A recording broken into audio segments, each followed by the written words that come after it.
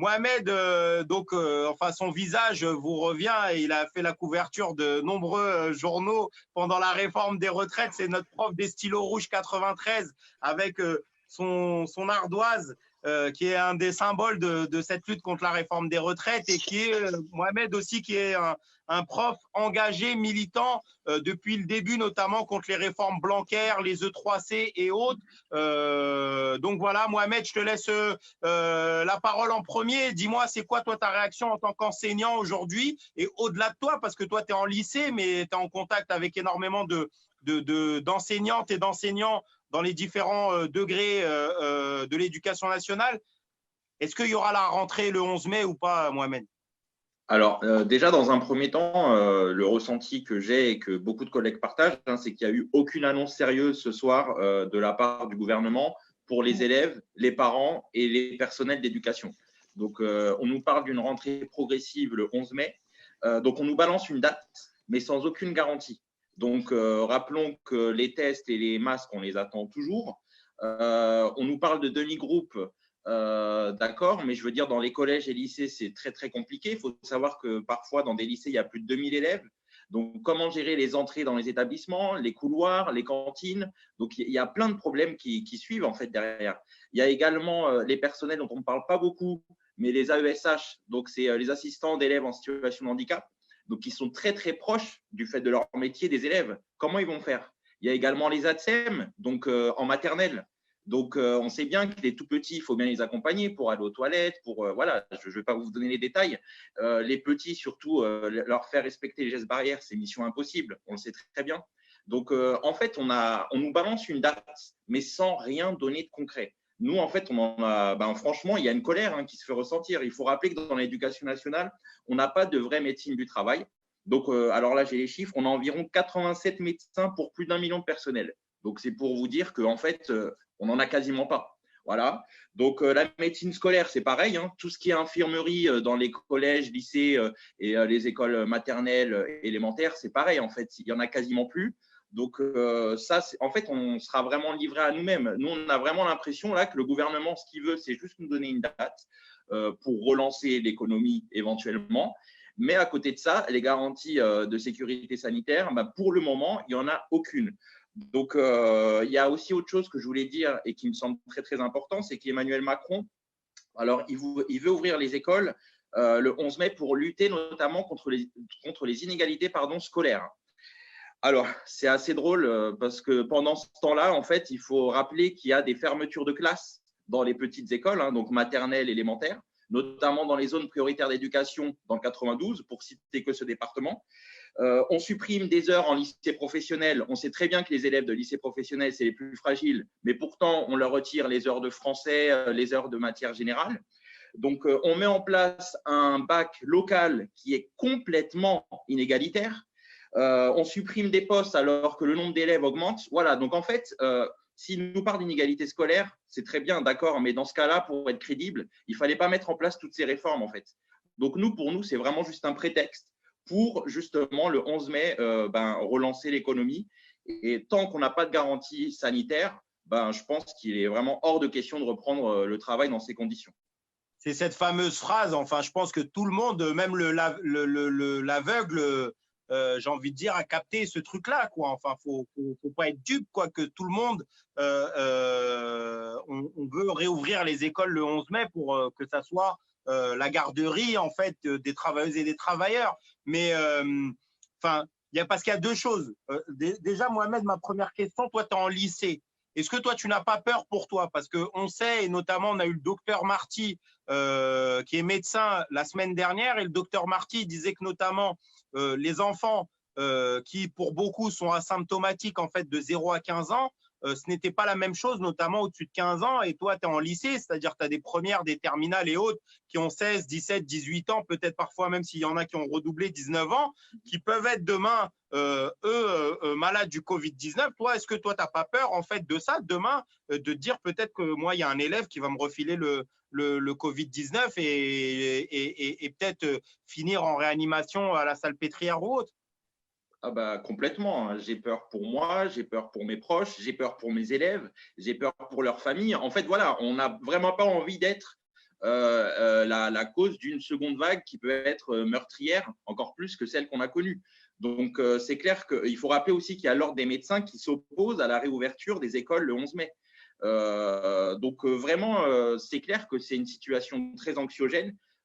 Alors, effectivement, il y en a certains qui nous diront oui, mais il y a d'autres fonctionnaires qui sont au front, notamment les infirmières, les postiers, enfin, et plein d'autres. Je veux dire, d'accord, ok, mais là, en fait, il faut savoir que dans les écoles, c'est quand même très particulier. On a affaire à des enfants, des ados. Il y a beaucoup de monde, ça bouge beaucoup. Il y a des couloirs. On rappelle qu'au collège et au lycée, les élèves, ils changent de salle toutes les heures. Les profs aussi, parfois. Il y a beaucoup de déplacements. Qui va désinfecter les locaux? Donc, du coup, il faudrait plus d'agents de nettoyage. Il faudrait tout nettoyer, les poignées de porte, les claviers d'ordinateur, les Legos pour les élèves de maternelle, les stylos, les feutres pour écrire au tableau. Je veux dire, il y a tellement de choses, c'est très complexe. Et vraiment, vu les annonces qu'ils nous ont faites aujourd'hui, pour le moment, il n'y a rien. Et c'est ça qui est très inquiétant. Et on a l'impression qu'ils nous envoient au charbon et qu'ils mettent en danger tout le monde. Donc, les élèves, les personnels et les familles des élèves et des personnels. Et tu dis quoi, toi, un peu aux parents, tu sais, qui disent, moi, le 11 mai, moi, mes gamins, je ne les pose pas? Moi, je respecte cette décision. D'ailleurs, même moi, dans mon entourage, j'ai des proches qui ont des enfants qui m'ont dit clairement, je ne remettrai pas mes enfants le 11 mai parce qu'ils ont peur. Et c'est normal, en fait. Moi, je pense que le gouvernement, stratégiquement, en fait, ils ont mal géré la crise parce qu'avant de rassurer les Français avec les tests de dépistage massif, avec les masques, et peut-être encore d'autres choses. Il nous donne une date, le 11 mai, donc on va déconfiner progressivement, mais sans aucune mesure. Donc moi, je comprends totalement ces parents qui s'inquiètent pour leurs enfants, mais pour eux-mêmes aussi, et voire même leurs grands-parents, etc. Donc moi, je les comprends et je respecte cette décision. Mais avant de faire la transition, vite fait, tu restes avec nous, Mohamed, parce que du coup, il y a un prof de lycée et il y a une lycéenne, Siam aussi, qui est là et qui va nous donner, elle est de l'autre côté du tableau, elle le voit de face, elle nous dira son ressenti sur le truc, mais avant de donner la parole à Siam, moi, je veux faire un coup de gueule, en fait, à mi-parcours de cette émission, notamment à travers tout ce qu'on a entendu. Moi, je suis militant syndical et je suis fier d'être militant syndical et je suis fier de mener des combats syndicaux et autres, d'être intervenu dans mon entreprise, d'avoir fait des droits d'alerte, d'avoir fait certaines choses à notre niveau pour pouvoir essayer de protéger, d'avoir au moins des moyens suffisants, notamment à la SNCF où moi je suis, pour que nos collègues qui sont en première ligne, aussi dans le transport en commun aujourd'hui, puissent le faire avec le maximum de protection. Mais quand même, chers amis, à un moment donné, les confédérations syndicales, elles sont où? Elles sont où? Il est où Martinez? Il est où Laurent Berger et compagnie? Qu'est-ce qu'ils font en fait? Ils n'ont rien à raconter en fait dans cette période. Ils n'ont rien à dire.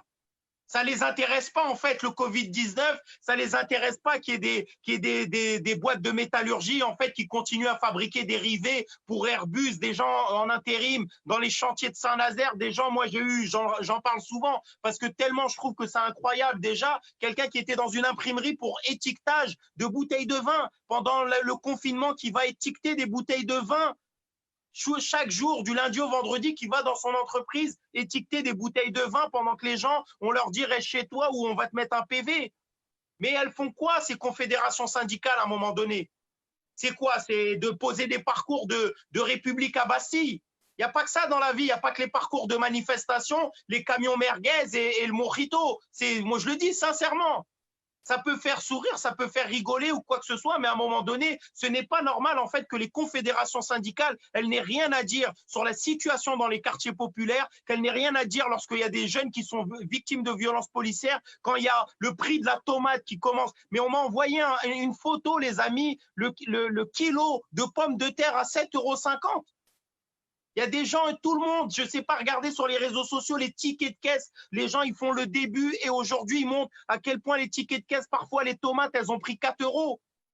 Alors que justement, les agriculteurs, ils disaient, merde, les restos, ils sont fermés, les cantines scolaires, elles sont fermées, on va se retrouver avec des invendus. Au final, donne-les-nous alors les invendus. Tu devrais baisser ton prix. Pourquoi le prix, il augmente? Il y a du dumping de partout, les amis. Ça, c'est la première chose. Et les directions syndicales, elles ne disent rien depuis le début. Et là, on est le 11 mai. On va avoir une rentrée le 11 mai. On est quasiment le 20 avril, c'est-à-dire dans 20 jours. Dans 20 jours, on ne sait pas comment ça va se passer. Il n'y a pas de masque. Il n'y a toujours pas de masque, les amis. Qu'est-ce qu'on va faire? Moi, je le dis, je suis parisien, mais les Parisiens, imaginez-vous dans la ligne 13 du métro, imaginez-vous dans le RER B à 17h, de grâce, par pitié, imaginez-vous à 17h dans le RER B, quand il y a 2000 personnes à l'intérieur serrées, que les portes, elles mettent 10 minutes à se refermer tellement la rame, elle est bondée. Qu'est-ce qu'on va faire avec votre masque? Qu'est-ce qu'on en a rien à faire?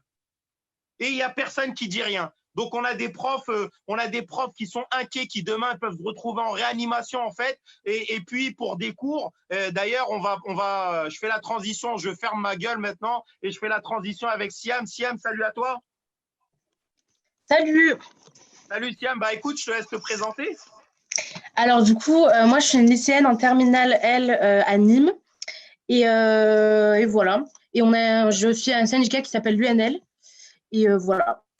Ok, juste une réaction, Siam, tu vois comment toi la rentrée, en lien notamment avec ce que disait Mohamed sur la question de la reprise le 11 mai et de la dangerosité en fait de contact. Est-ce que tu n'as pas peur, toi qui es du coup lycéenne, que ton prof de français ou d'anglais te refile le Covid-19 s'il était peut-être même asymptomatique? Parce que je le dis et je le répète, 90% des gens atteints du Covid-19 sont asymptomatiques. Ils ne toussent pas, ils n'éternuent pas, ils n'ont rien du tout. Ils passent comme si de rien n'était. Ça, c'est 90%. La plus grande population de porteurs du Covid-19, elle est asymptomatique. Donc, demain, on peut se retrouver en contact avec n'importe qui et la voir. Toi, c'est quoi ta vision, Siam, là-dessus? Alors, bon, du coup, je vais parler en mon nom et aussi au nom des lycéens. Nous, en fait, il y a beaucoup d'interrogations. On ne sait pas. Vraiment, on ne sait pas. On nous dit que peut-être, parce que ma mère est prof aussi, et du coup, elle me dit qu'elle a reçu des messages comme quoi, apparemment, on allait faire des cours en groupe, sauf que dans ma classe, on est 40. Donc, comment on va faire des cours en groupe? On nous dit aussi que peut-être, ça sera un jour où ça sera que les terminales qui auront cours. Le mardi, ça sera les premières. Le mercredi, ça sera les secondes. On ne sait pas. On n'a pas de masque. On n'a aucune nouvelle sur ça. Et on ne sait pas du tout comment ça va se faire sanitairement parlant. Un exemple, moi, je suis en spécialité musique. On touche des instruments 3 fois dans les journées, 3 fois par semaine dans nos journées. Enfin, est-ce qu'il y aura des personnes qui vont nettoyer les instruments? Enfin, on ne sait pas du tout comment ça va se passer. Les élèves sont très inquiets aussi parce qu'il y a beaucoup d'inquiétudes qui se fait suite par rapport pour les terminales et pour les premières. Ils ont peur que dès la rentrée, on ait un surmenage de contrôle parce que du coup, on passe le bac en contrôle continu. On a peur d'avoir ça, que les profs ne prennent pas en compte parce qu'on a beaucoup de profs mobilisés et tout qui comprennent les inégalités suite au confinement, mais on a aussi des profs qui ne comprennent pas ça et qui subissent aussi une pression de l'avènement de notre proviseur, qui vont directement, dès la rentrée, nous surmener de contrôle pour nous noter. Donc, on a peur de ça, beaucoup de peur, beaucoup d'inquiétude. Les premières aussi, pour leur bac, leur oral de français, ils ne savent pas, ils sont dans le flou. Enfin, voilà, on a peur. On a peur d'être malade, on a peur de contaminer nos familles parce que nous, les jeunes, on a plus de chance, entre parenthèses. Et voilà, et on a aussi l'impression d'être des cobayes. On a vraiment l'impression d'être des cobayes.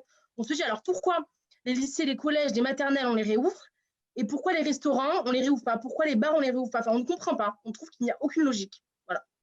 Et du coup, les lycéens, ils disent quoi autour de toi? En fait, c'est quoi la décision que la plupart des lycéens vont adopter suite aux annonces plus précises qu'il y aura sur le 11 mai?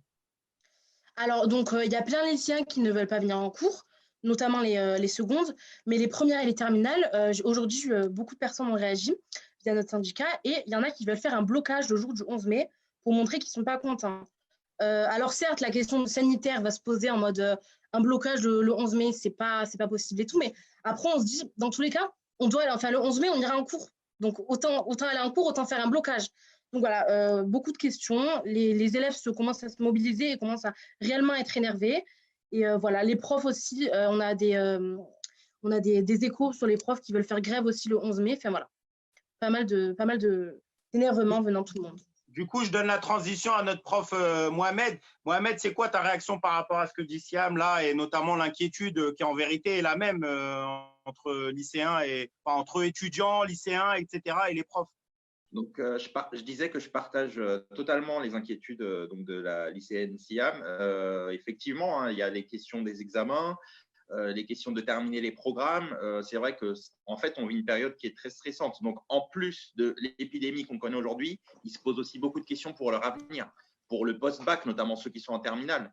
Donc, je comprends totalement. Et c'est vrai que de toute manière, vu les annonces, parce qu'il ne faut pas l'oublier, hein, Emmanuel Macron avait dit que les écoles allaient réouvrir progressivement le 11 mai. Le lendemain, Jean-Michel Blanquer nous dit que toutes les écoles ne vont pas réouvrir le 11 mai. Donc voilà, donc en gros, on est encore dans le flou. Il faut attendre quelques jours que le ministre de l'Éducation prenne la parole parce que visiblement, il a discuté avec toutes les organisations syndicales, donc des personnels, des proviseurs, chefs d'établissement, la FCPE, etc., même les syndicats lycéens. Et d'ailleurs, je voulais juste aussi, parce que j'ai oublié de le dire tout à l'heure, hein, il ne faut pas oublier qu'il y a certains pays qui n'ouvrent pas les écoles jusqu'en septembre, donc notamment le Portugal, l'Italie.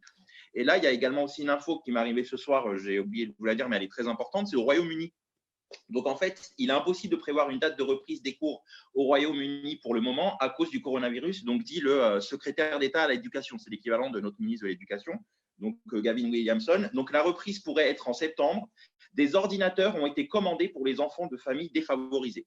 Donc, voilà. Donc, on voit bien qu'il y a quand même, si vous voulez, il y a deux camps, quoi. Il y a les pays qui vont essayer de rouvrir les écoles rapidement sans forcément de garantie sanitaire, de sécurité sanitaire. Et il y en a d'autres qui mettent plutôt en avant l'humain, j'ai envie de dire, et qui vont retarder cette reprise. Parce qu'en soi, sérieusement, perdre un mois et demi d'école comparé à avoir peut-être une explosion de morts du coronavirus, il n'y a pas photo. Donc, voilà, donc moi, je partage totalement… D'ailleurs, Blanquer ne dit rien, hein. Pardon ? Blanquer, depuis son discours du lendemain de l'allocution de Macron, il n'a plus jamais reparlé, quoi. Tout à fait, oui. Donc là, je pense, mais en même temps, c'est vrai qu'il c'est pas. Là, je me mets à sa place, ça doit pas être évident, hein. Notamment s'il prend un peu la température partout. Il voit bien qu'il y a quand même une colère vis-à-vis des personnels, mais aussi des parents, hein. Les parents, j'ai même vu, il y avait des groupes Facebook. J'enverrai pas mon enfant le 11 mai. Bref, voilà, il y a quelque chose qui est en train de se faire là.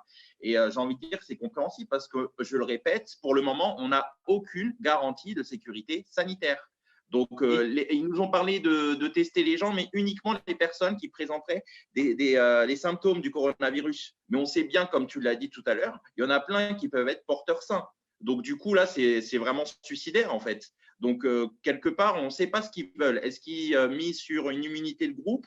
Est-ce que c'est relancer l'économie? En fait, on ne voit pas trop, mais en tout cas, ce qui est sûr, c'est que pour le moment, le gouvernement n'a fait aucune annonce sérieuse et rassurante. Et juste deux questions. La première, on se pose tous un peu la question, je pense, à quoi ça sert de rentrer au lycée, là, notamment par exemple quand tu es terminal, le 11 mai, notamment que je crois tu as déjà un férié le 20 et un autre férié le 1er juin. Et que, enfin bon, je crois les épreuves du bac, normalement, c'est début juin. C'est quoi l'utilité, en fait, de mettre en danger? Là, je parle pour les lycées, mais en réalité, enfin, moi j'ai un gamin en moyenne section. Il va pas passer je sais pas quoi, il va pas rentrer à la NASA demain matin à l'âge de 4 ans et demi. Donc il n'y a pas d'utilité, tu vois ce que je veux dire. Mais là, on peut se poser la question, notamment dans les lycées, parce qu'il y a le truc du bac, etc. Quoi ça sert en réalité pour aller 15 jours en tout, en enlevant les week-ends et les jours fériés? À quoi ça sert pour toi, Mohamed? C'est vrai qu'en fait, il y a plein de mesures incohérentes parce qu'au départ, on nous annonce que finalement, le baccalauréat et le brevet, du coup, ça allait être en contrôle continu. Vu que les conditions sanitaires ne nous permettaient pas de passer ces examens on va dire, comme d'habitude. Mais là, on nous annonce une ouverture le 11 mai progressive. Donc, c'est vrai qu'on n'y comprend rien du tout.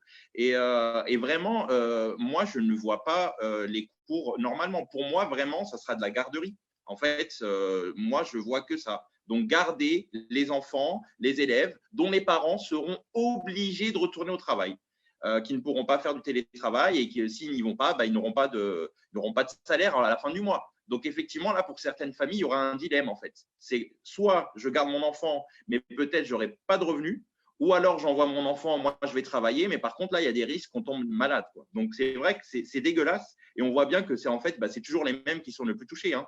Donc, c'est les plus fragiles.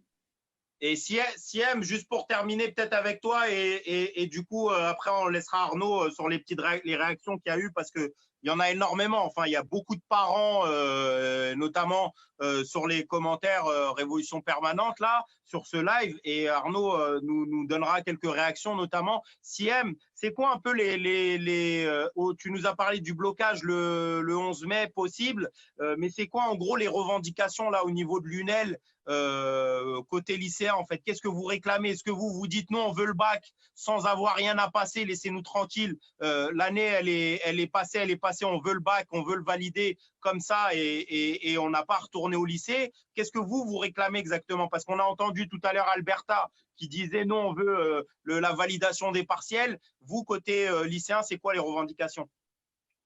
Alors, nous, nos revendications, en fait, ce qu'on aimerait, c'est laisser le choix aux élèves, en fait. Parce qu'un exemple, le contrôle continu, c'est Blanquer, en soi, il est content qu'il y ait un contrôle continu. Parce que lui, il est pour le bac local. Admettons un élève, il a eu des problèmes. Admettons un élève, des problèmes familiaux, des phobies scolaires. Il a eu des mauvaises notes toute l'année. Alors qu'en soi, il aurait très bien pu se débrouiller à l'épreuve. Et inversement, des élèves qui stressent le jour de l'épreuve et qui ont des bonnes notes toute l'année. Nous, ce qu'on aimerait, c'est laisser le choix aux élèves. Alors, on te dit, soit tu rattrapes le bac en septembre ou en début d'été, ou soit tu passes un contrôle continu. On aimerait laisser le choix aux élèves parce qu'on trouve ça, moi, personnellement, je trouve ça inadmissible qu'un gouvernement me dise que tu passes le bac en contrôle continu ou pas, que tu reviennes, que tu risques ta vie et la vie de tes proches. Enfin, moi, je trouve ça inadmissible. Et nous, du coup, ce qu'on aimerait réellement, c'est laisser le choix. C'est comme pour les premières. Enfin, moi, je trouve ça inadmissible qu'on leur laisse leur oral de français, alors que nous, les terminales, on avait des oraux de langue, on avait des oraux de spécialité, enfin, et qui ont été supprimés en contrôle continu. Donc voilà, nous, ce qu'on aimerait en réalité, c'est laisser le choix aux élèves. Et le blocage, ça serait pour ça, contre évidemment les E3C. Nous, c'est toujours un pot pourri, E3C, climat, Parcoursup, enfin, c'est toujours pareil. Hein. Mais du coup, aussi le fait qu'on ne veut pas être des cobayes pour le gouvernement et que les profs, les lycéens, les collégiens, les gens qui sont les enfants qui sont en maternelle et tout, on n'est pas des cobayes. On ne veut pas risquer notre vie tous les matins en allant en cours, en prenant les transports en commun, en allant à la cantine, ceux qui sont à l'internat. Imaginez juste ceux qui sont à l'internat. Rien que quand il y a des poux à l'internat, c'est une catastrophe. Alors que là, avec le corona, j'imagine même pas. Je préfère même pas imaginer. La cantine, ça va être un désastre. Et nous dire qu'on veut faire des groupes, moi, personnellement, je n'arrive pas à voir ça. Dans ma classe, il y a 4 spécialités différentes, il y a 4 langues différentes, il y a 4 options différentes. Enfin, ça va être quoi? Ça va être quoi le bazar? On est 40 dans ma classe. Comment on peut faire des groupes? Enfin, voilà, nous, ça serait ça nos revendications. Après, ce n'est pas du tout sûr pour le blocage, mais en tout cas, s'il y a un blocage, ça serait ça nos revendications. Ok. Voilà, on a aussi peur pour le post-bac et voilà. Arnaud, du coup, tu avais vite fait peut-être des réactions ou des questions, je ne sais pas. Ouais, je pense qu'il y a plein de réactions de parents, d'élèves aussi qui ont peur un peu voilà, de cette rentrée du 11 et tout. Et il y avait une question qui était intéressante, une première déjà. C'était le gouvernement, il dit que lancer la rentrée, c'est pour effacer les inégalités des jeunes face au confinement. Et moi, j'aimerais un peu avoir une réaction de ce que vous pensez par rapport à ça, quoi. Moi, personnellement, je trouve que clairement, c'est du foutage de gueule. Enfin, de dire qu'on veut effacer les inégalités alors que les gens qui sont les plus précaires, le gouvernement ne les aide jamais, au contraire. Enfin, je trouve que c'est clairement du foutage de gueule, en fait. Si tu veux effacer les inégalités, tu fais des réformes qui suivent, en fait. Rien que le contrôle continu, c'est vraiment inégalitaire, c'est local. C'est comme la réforme que les premières ont eue. Donc, si tu veux effacer les inégalités, tu ne fais pas ce genre de réforme. Tu ne crées pas Parcoursup. Tu ne fais pas un jury d'administration qui te dit si tu es apte ou pas à avoir ton bac. Voilà, je trouve que c'est clairement du foutage de gueule. Donc effectivement, hein, j'en avais parlé tout à l'heure, hein, pour moi, ça c'est une fausse excuse. Il faut rappeler que pendant ce temps, il y a des classes qui seront fermées à la rentrée prochaine. On aura des élèves en plus, mais des postes supprimés donc dans le second degré. Je veux dire, à un moment donné, c'est pas crédible, quoi. Donc, et rappelons aussi que dans les lycées professionnels, donc des élèves fragiles, on retire les heures de matière générale. Donc, ils auront moins de français, moins de langue, moins d'histoire. Donc, cette histoire d'inégalité scolaire, franchement, c'est du pipeau. Arnaud? Ouais, et justement, juste un dernier truc aussi dans les réactions, parce que par rapport à tout ce qu'on disait un peu sur l'écho que ça a eu, les violences policières voilà, sur les réseaux, il y a eu un réveil un peu dans ce truc du confinement. Pareil avec ce que disait Alberta. Et du coup, il y a un peu un questionnement en mode, est-ce que dans la jeunesse scolarisée, dans les lycées et tout, est-ce que tu penses, toi qui es dans ce truc-là, qu'il y a une radicalité qui émerge un peu face à tout ça? Ben, nous, contrairement, c'est comme ce qui s'est passé avec Mantes-la-Jolie. On trouve que c'est inadmissible. Et encore une fois, c'est toujours la même histoire, c'est toujours dans les mêmes quartiers, c'est toujours les mêmes personnes qui sont touchées. Clairement, nous, ça nous révolte, ça nous indigne.